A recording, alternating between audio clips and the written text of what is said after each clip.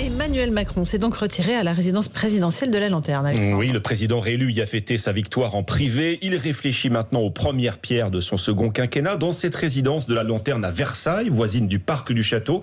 Emmanuel Macron multiplie les entretiens, Arthur Delaborde. Oui, d'après nos informations, il a notamment eu ses deux prédécesseurs au bout du fil. Il a évoqué ce matin les conséquences politiques du scrutin et les enjeux des mois à venir avec Nicolas Sarkozy. Hier soir, il a également parlé un quart d'heure avec François Hollande. Le chef de l'État consulte aussi son cercle rapproché en vue de la constitution de son futur gouvernement.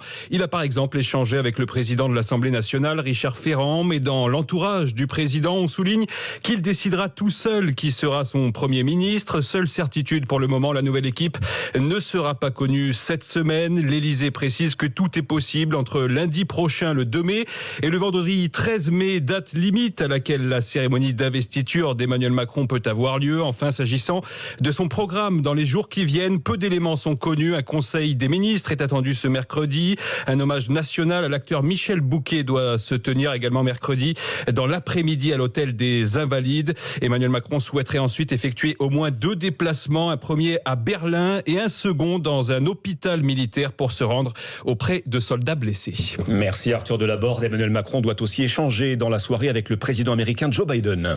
Emmanuel Macron, qui a bénéficié d'un vote de barrage à Marine Le Pen, nombre de ses électeurs ont glissé un bulletin Macron par défaut. Et cette partie de l'électorat d'Emmanuel Macron se dit soulagée mais frustrée. Leur vote m'oblige à glisser le président réélu dans son discours d'hier soir. Alors, qu'attendent ces électeurs du second quinquennat? Zoé Pally en a rencontré dans l'Est parisien.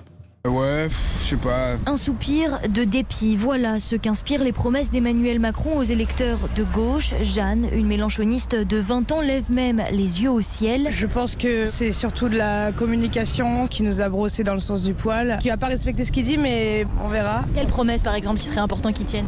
Il a évoqué le fait de prendre un Premier ministre chargé de l'écologie, ce serait bien. Assise en tailleur au bord du canal Saint-Martin, Charlie dit elle aussi attendre le président réélu au tournant, après avoir voté pour lui hier sans grand enthousiasme. Sur certains sujets plus que d'autres, j'ai un peu d'espoir. Tout ce qui est LGBT ou même le féminisme, j'en ai aucun.